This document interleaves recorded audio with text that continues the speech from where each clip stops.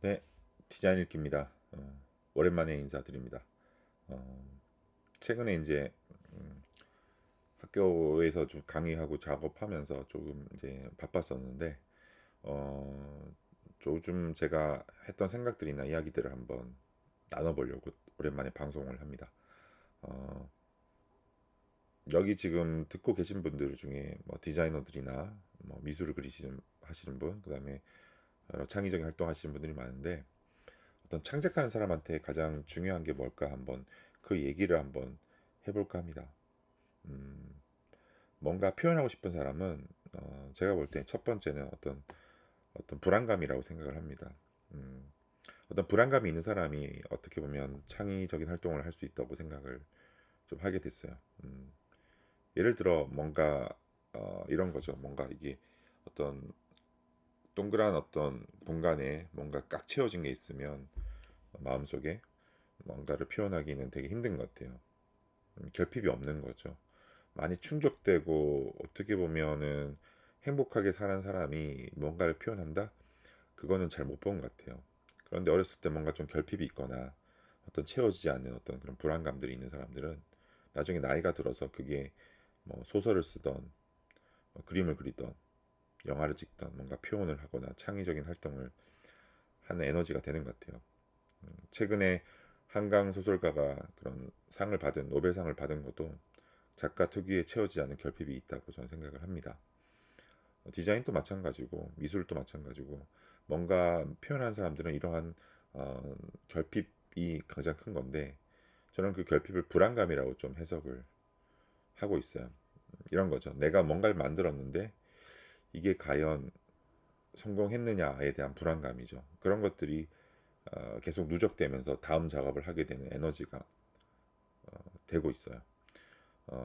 그리고 뭔가 완전히 만들었다라는 그게 생기지 않죠. 어떤 작업을 하더라도 미련이 남게 마련이고 그런 결핍과 그런 두려움들이 계속 쌓이다 보면 다음 작업을 하게 되는 것 같아요. 최근에 유행하고 있는 그런 흑백 요리사에서 에드워드리라는 요리사가 만든 요리들, 특히 두부 편에 봤던 두부 코스 요리들의 저의 느낌은 결핍이었거든요. 뭔가 한국에서 또는 미국에서 양극단을 오가면서 살았던 정체성에 대한 어떤 빈틈, 결핍 이런 것들이 요리에도 반영이 되는데 그래서 자꾸 한국 음식을 알아가고 싶고 채우지 않는 빈틈을 채워나가는 게 그 사람이 우리의 어떤 가정인 것 같았어요. 이처럼 뭔가 결핍이라는 거는 글을 쓰던 요리를 하던 디자이너에게 굉장히 전 중요한 요소라고 생각합니다. 학생들하고 직접 만나보면 느끼는 것 중에 하나가 디자인의 뭔가를 만든 애들은 조금 내성적이고 좀 약간의 그런 우울감이 있는 애들도 있는데 그런 애들이 갖고 있는 가장 큰 장점은 지금 말한 이런 결핍이 남들보다 아주 예민하게 자리 잡고 있어요. 그래서 누구한테 상처 주지 않기 위해서 말하기는 좀 힘들어하는 타입이지만 그런 학생들은 자기들의 생각을 어떻게든 표현하려고 작업에다가 반영하죠.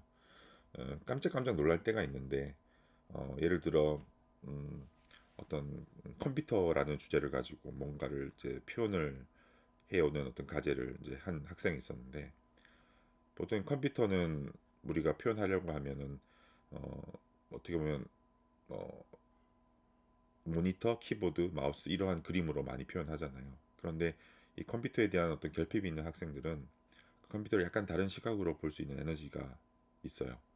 예를 들어 이렇게 보는 거죠. 컴퓨터를 모니터와 키보드로 보는 게 아니라 컴퓨터란 주제를 하드웨어와 소프트웨어로 이해하게 되고 그러면 그 하드웨어가 뭐고 소프트웨어가 뭔지에 대한 이해가 생기게 되면 하드웨어를 약간 사각형의 딱딱한 형태로 표현하고 소프트웨어를 동그라미로 표현할 수 있게 되겠죠.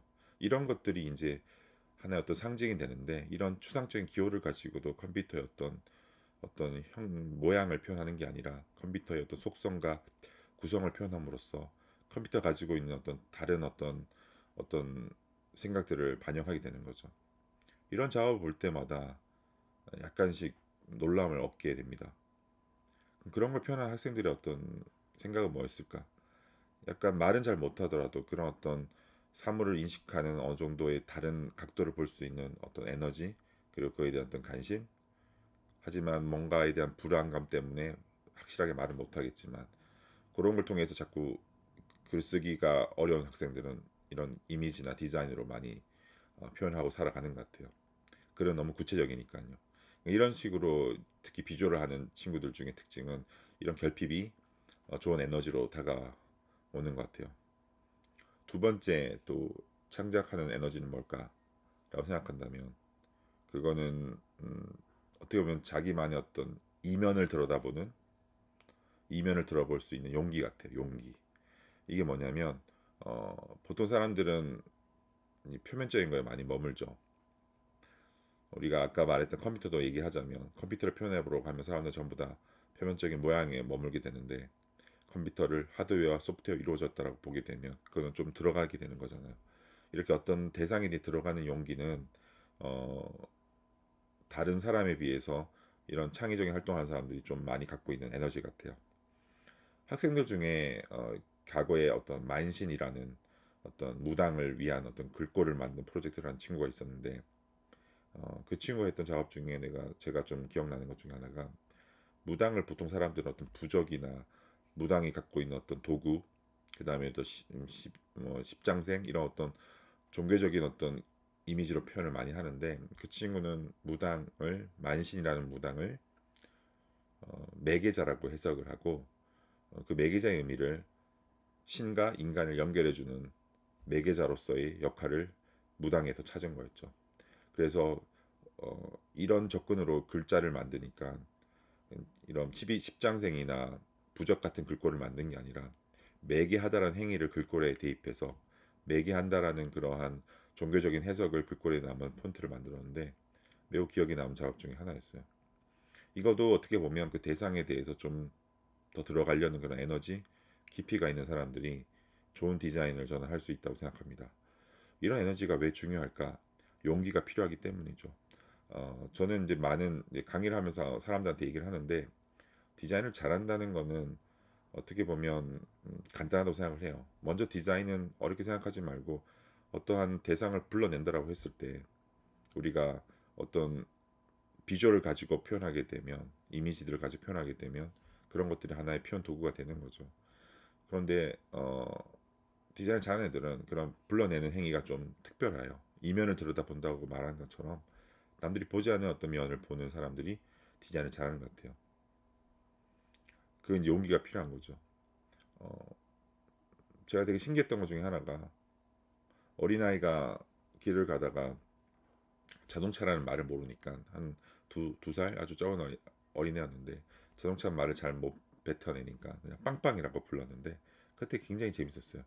우리 인간은 어떻게 보면 다 대상을 불러내고 디자인하고 싶어 하는데 말로서 디자인을 하잖아요. 언어로서. 근데 언어를 쓸 때도 대상에 대한 어떠한 관심이 있으면 어떻게든 불러내거든요.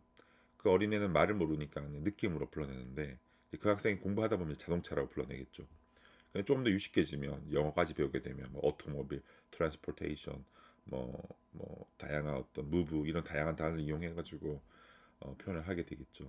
이런 걸 통해서 저는 자꾸 뭔가 불러내는 다양한 어휘가 늘어나는 게 좋은 디자인을 할 수 있는 어떤 능력이라고 생각하고 그러기 위해서는 무엇보다도 용기 있게 대상과 다가가고 관찰해야 된다고 생각해요. 좀 전에 말했던 컴퓨터에나 만신이라는 무당에도 마찬가지고 어떤 대상에 대해서 관심 있는 사람은 그 대상의 다른 면을 볼 수 있는 용기와 에너지가 있고 그걸 가지고 있어야지만이 저는 어떤 좋은 어떤 디자이너의 태도가 아닐까 생각을 합니다. 그래서 우리가 인생을 살면서 대부분은 그런 거를 볼 기회가 없죠. 불안감이 있거나 용기 있게 뭔가 다가가지 않고 대부분 만족되고 충족된 삶 안에서 남들이 보는 정도의 어떤 표면적인 것 상태에서 대상을 보고 삶을 많이 인생을 바라보는 사람들이 대부분이겠죠. 왜냐하면 이제 뭐 돈을 벌고 먹고 사는 것도 워낙 바쁘니까 그런 활동하기 힘든 거죠. 세 번째, 그럼에도 불구하고 창의적인 작가의 특징은 뭘까? 또 다른 걸 생각해 보면 꾸준함이라고 생각해요. 여기서 가장 크게 많은 성패가 갈리는데 결핍이나 용기는 좀 어떻게 보면은 내가 관심을 갖거나 노력하게 되면 얻는 것 같아요. 근데 이 세 번째 꾸준함은 정말 정말 찾기 힘든 어떤 특징 중에 하나인 것 같아요. 어, 단순히 노력이 아니에요. 꾸준함은 뭐냐면 뭔가 계속 어떤 걸 만들고 있다, 그린다는 거는 한번 잘 생각해 보시면 어렸을 때는 누구나 그림을 그리죠, 그죠? 그런데 가만히 보면 나이가 좀 먹으면서 안 그려요. 그리고 뭔가 안 표현하고 글도 잘 안 쓰고 대부분 나이가 드는 게 그런 거거든요.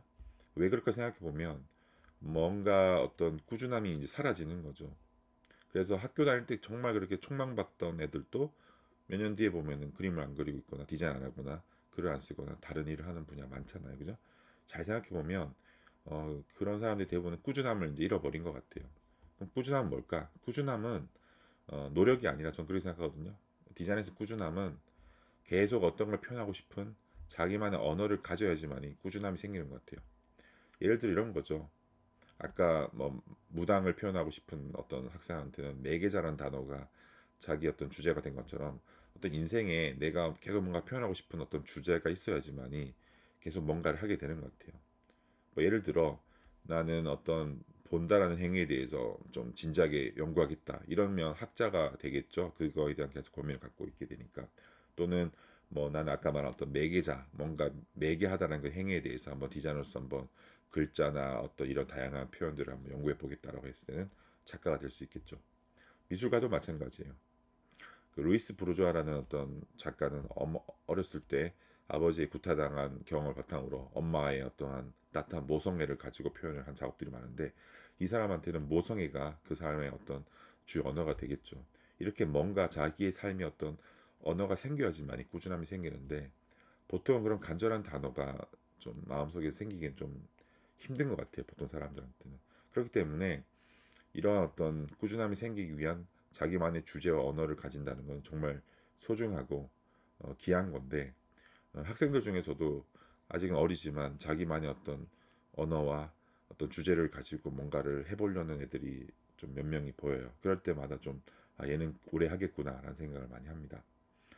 자, 정리를 하자면 이거예요. 우리가 어떤 디자인을 한다는 것 또는 창의적인 활동을 한다는 거는 지금 말한 것처럼 결핍이 있어야 돼요. 뭔가에 대한 어떤 부족함이 있어야지만이 만들어지는데 완벽한 걸 만들어 버리면 다음 작업 안 하겠죠, 그죠? 그러니까 뭔가에 채워지지 않은 그런 빈틈과 결핍이 있어야 되고 두 번째 그리고 어떠한 용기, 뭔가 대상을 더 깊숙이 들어갈 용기가 필요한 거죠. 마치 내가 친구의 어떤 옆에 있는 사람을 그냥 용기 없이 그냥 지나치면 악력 낀 사람 또는 뭐 거기 모자 쓴 사람 이렇게 부를 수밖에 없는데 용기 내서 다가가면 그 사람의 어떤 배경과 이야기를 바탕으로 거기 해리포터 그 사람이 좋아하는 어떤 캐릭터를 가지고 불러낼 수 있고 친해지면 그 사람을 불러낼 수 있는 언어가 많아지는 것처럼 디자인도 이렇게 용기가 있어야지만이 그 대상을 불러낼 수 있는 표현과 생각들이 깊어지기 때문에 용기가 필요합니다. 세 번째는 아까 말한 것처럼 꾸준함이에요. 이 꾸준함은 다시 말하면 노력이 아니라 뭐라고 얘기를 했죠? 그쵸? 언어죠. 자기만의 단어가 있어야 돼요.